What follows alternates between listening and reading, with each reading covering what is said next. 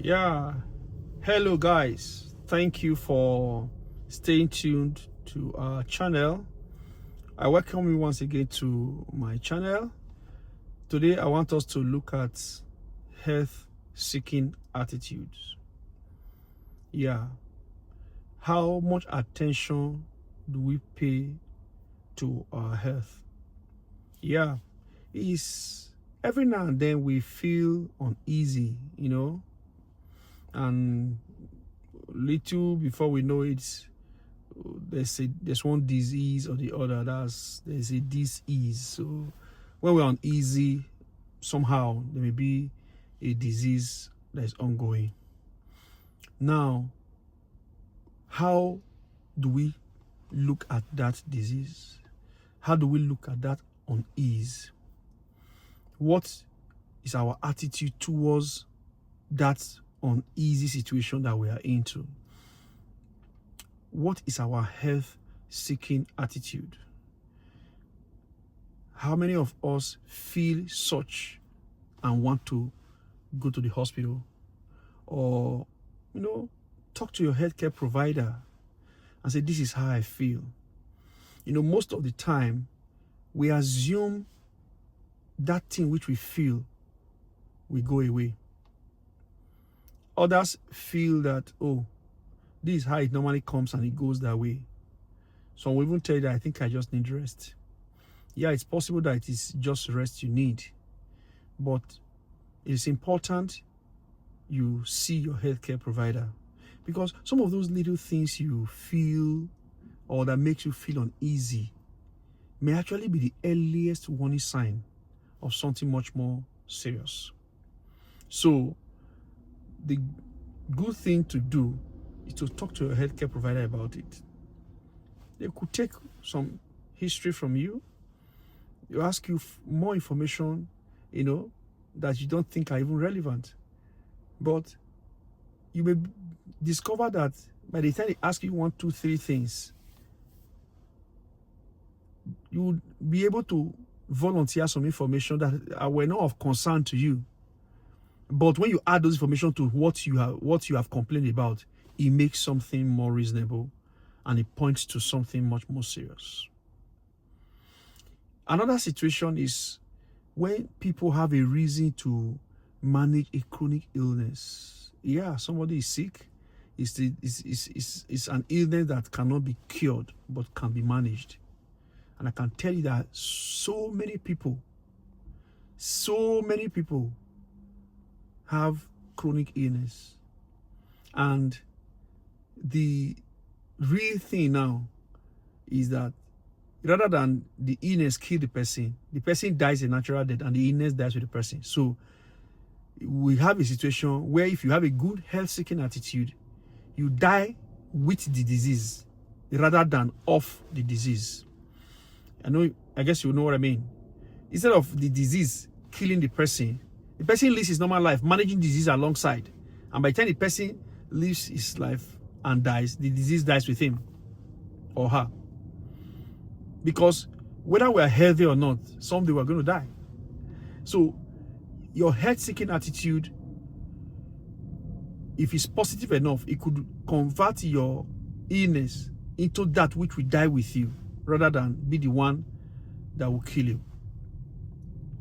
Symptoms that look so common as hypertension, if you don't follow up, it portends a lot of danger.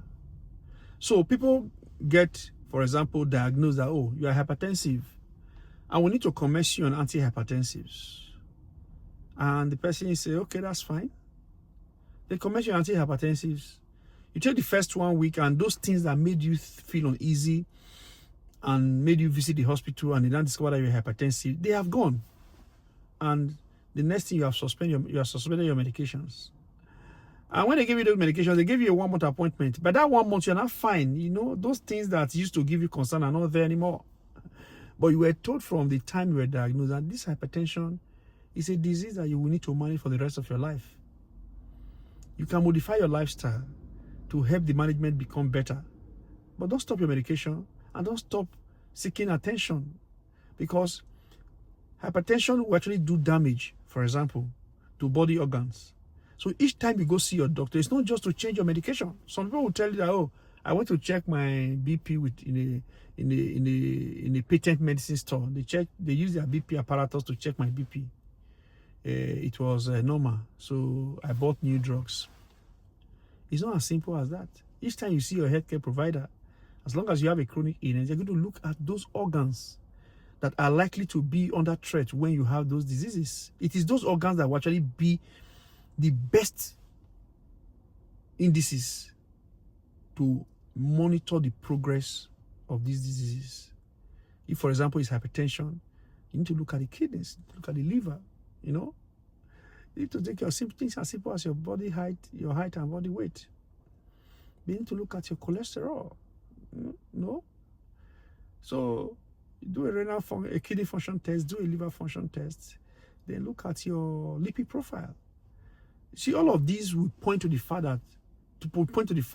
of whether you are, managing your disease properly or not. Because it's even possible that before you went to take you have not been taking your blood medicine, but because you wanted to go and take your BP apart, you want to go and take your BP, you check your blood pressure in another 2 days, you commence your medication today. By the time you have the 3rd day dose, you go and check your BP, and they tell you that it's normal. Then you go away with that euphoria that, oh, it's normal. But the time you are not taking medication, the elevated blood pressure is doing some damage to your end organs. So your health-seeking attitude should be positive. Let us not leave it to, God forbid, it can't be my portion. It can be anybody's portion. It's actually indeed not supposed to be anybody's portion, but we have got to live with it, So you need to see your healthcare provider and say, this is what I feel. And when they tell you that this is the situation, face it head on, I know we have faith in God. I have faith in God as well. One of the greatest miracles that we do not celebrate is that we are sick, we take medication or become well. Some people also take medication and don't get well. So taking medication does not in any way show that you don't believe in God. God doesn't have power. That medication is available to treat the ailment. It's already a miracle of its own. And that you not take the medication and it works for you is a miracle of its own. Some people don't have that privilege of that miracle. So don't try to make God look stupid. Because the medication, the healthcare provider, the facility you are going to, they are all creation of God. Science is not an affront on God. Science is only helping to demonstrate the ability and powers of God. So when you are not fine and you are giving medication, it does not in any way invalidate your faith in God. So you need to seek healthcare, talk to your healthcare provider. If they give you instruction, do them. Don't go and say, I want to fast and pray and speak to heaven. And I believe in miracles, but miracles are like the exception rather than the norm. It's not like everybody that has headache, you just pray and the headache will disappear. It could actually be possible that you pray, the headache will disappear. But if there's headache and they ask you to take paracetamol, your headache will go. That's also a miracle. You don't have to disturb God with that. God is so busy. If God were to be so involved in our affairs, He won't give us so much knowledge. He has given so much knowledge to people to study about the human being He has created and how to manage the problems of the human being, treat the human being if the human being is not fine. And they now give you what God has given them knowledge to give to you. You now begin to say, no, I need to go and pray to God. So you need to develop a positive health-seeking attitude, For us to stay healthy, we need to listen to what the healthcare provider is telling us. We need to follow those instructions. We need to, listen to our body. If our body tells us something that we don't understand, go to those who understand it. So when we talk about positive health-seeking attitude, let there be that you routinely go to check your health. After all, when you drive a car, you routinely go to change the oil. When you have a generator in your house that supplies you power, you routinely go to change the oil. You routinely add fear to it because you think it's working and it's working on itself. You're also working every day. So there's nothing wrong. You routinely check your checks, In fact, if you cross 40, you should naturally do your checks every 6 months. Because those your checks you do can help to identify early those things that can become problem to your health. And anything that has to do with health, most of the time when they are detected early, it makes it better to manage. It makes it easier to manage. So like I said earlier, my parting words to you is, remember that you can actually die with the disease rather than dying of the disease. That means you can manage the disease you have. It will live with you. It will be with you. And you will live your life to the fullest. By the time you die, the disease also goes with you. Thank you for paying attention. And don't forget to subscribe to our channel. If you think this clip has blessed you, share it to people. Like it. If you have any question to ask, you can go ahead. If you have any comment to make, you can make it. If you can help us share it. If you want to ask us any question, go ahead.